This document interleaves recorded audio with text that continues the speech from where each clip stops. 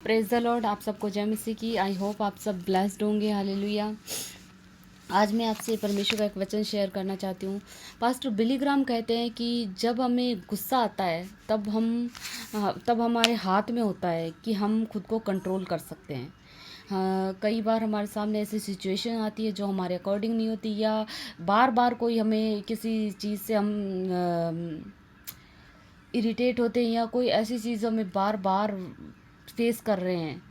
तो हालांकि परमेश्वर हमें बहुत पेशेंस देता है, लेकिन कई बार जब हम बार बार उस चीज़ को एक चीज़ को फेस करते जाते तो एक वक्त ऐसा आता है कि हमें लगता है कि नहीं, ये मुझे गुस्सा दिला रहा है। नहीं, पास्टर बिली ग्राम बोलते हैं कि उस वक्त हम खुद पर कंट्रोल कर सकते हैं। हम चूज़ कर सकते हैं गुस्सा करना या शांत रहना।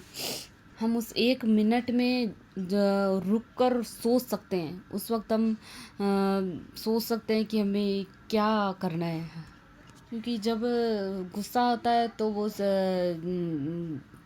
उस चीज़ में कई सारी चीज़ें हमें फेस करनी पड़ती है। उसके साथ कई चीज़ें डेविल को काम करने का मौका मिलता है। तो परमेश्वर जो है अपने वचन से बाहर कुछ भी काम नहीं करते। परमेश्वर ने साफ कहा है, जो बाड़ा तोड़ेगा उसको उसको सांप डसता है। उत्पत्ति के अंदर जब आदम और हव्वा ने बाड़ा तोड़ा तो शैतान ने काम किया उनके जीवन में। उन्होंने तो वचन जो परमेश्वर ने दे दिया, उस वचन के बाहर हमें शांत रहना, हमें कंट्रोल करना है, हमें पेशेंस रखना है, आत्मा के फलों में परमेश्वर से मांगना है। हालेलुया। तो एक चीज़ और जब मैंने देखी है, जो मैंने नोटिस की है, आपके घर में, आपके फैमिली में सब सही चल रहा होता है ना, लेकिन सडनली आपके फैमिली में से या किसी में से कोई एक व्यक्ति चिल्लाएगा, या एक अलग ही तेज़ आवाज़ में बात करना गलत नहीं है, लेकिन इस तरह से आप चिल्लाओगे तो उसके ज़रिए डेविल को काम करने का मौका मिलता है। मैंने एक जगह नोटिस किया था। परमेश्वर ने मुझे सिखाया कि एक फैमिली में जब मैं थी तो मतलब सब सही चल रहा था, सब ओके था, सब अच्छे से हंस खेल के सब एक साथ रह रहे थे।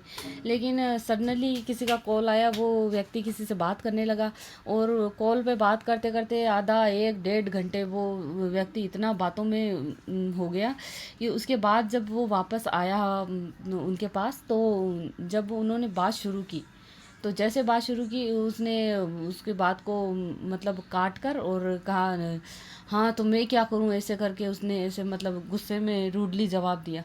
तो जैसे ही उसने बोला वैसे ही डेविल उनके द्वारा काम किया, और वो बात इतनी बढ़ गई कि मतलब मैं देखती रह गई कि मतलब वो झगड़े में तब्दील हो गई वो चीज़, मतलब छोटी सी चीज़।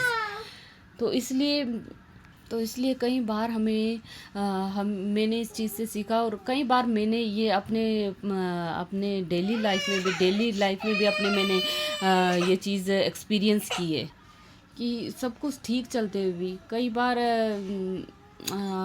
हम आपस में किसी बात पर कोई चिढ़कर जवाब देते हैं, या कई बातों से हम गुस्से में बात करते हैं, तो उसके बाद धीरे धीरे वो चीज़ इस तरह से हम उन चीज़ों में उलझ जाते हैं कि हमको पता भी नहीं चलता कि वो बाड़ा टूटता है, कब शैतान हमारे उस एक चीज़ के ज़रिए काम करता है।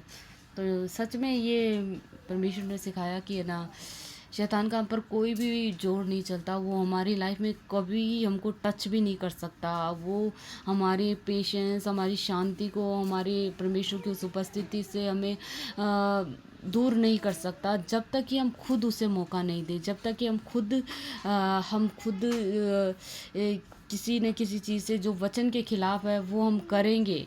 थोड़ा सा भी आपके मन में गलत विचार आए, आपके मन में नेगेटिविटी आई, आपके मन में कोई शैतान ने कोई बात डाली, आपने उसे एक्सेप्ट किया, आपने उसे रिजेक्ट नहीं किया, या किसी ने कोई नेगेटिव शब्द बोले, आपने उसे रिजेक्ट नहीं किया, आपने उसे एक्सेप्ट कर लिया, आप चुप रह गए उस वक्त। तो ये चीज़ें कई बार शैतान के काम करने का कारण बनती है हमारे जीवन में। तो इसलिए जो नेगेटिव चीज़ें आती है, जो शैतान हमारी लाइफ में जो लोगों के द्वारा करना चाहता है, उस उन परिस्थितियों के खिलाफ हमें खड़ा होना चाहिए, उनके खिलाफ हमारा मुंह खुलना चाहिए, हमारे वचन के द्वारा हमें उन चीज़ों को रिजेक्ट करना चाहिए, और जो परमेश्वर के वचन है उन पर हम दिन रात अपना ध्यान रखेंगे, अपना मनन करते रहेंगे, तो हमें पता चलेगा कि हमें कौन सा परमेश्वर का बाड़ा है, कौन सा कैसे शैतान काम करना चाह रहा है, क्या उसकी हम योजनाओं को, उसकी प्लान को हम समझ सकते हैं।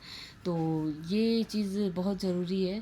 तो परमेश्वर ने सिखाई ये चीज़ मुझे, मैंने बहुत बार ये चीज़ एक्सपीरियंस करी कि जैसे ही आप शैतान की कोई भी चीज़ लोगे ना, एक्सेप्ट करी आपने, तो बस आपने उसे एंट्री पॉइंट दे दिया, आपने उसे काम करने के लिए अवसर दे दिया।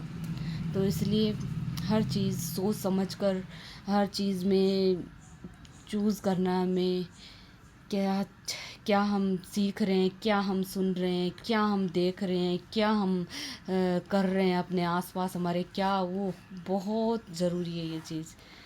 हालेलुया।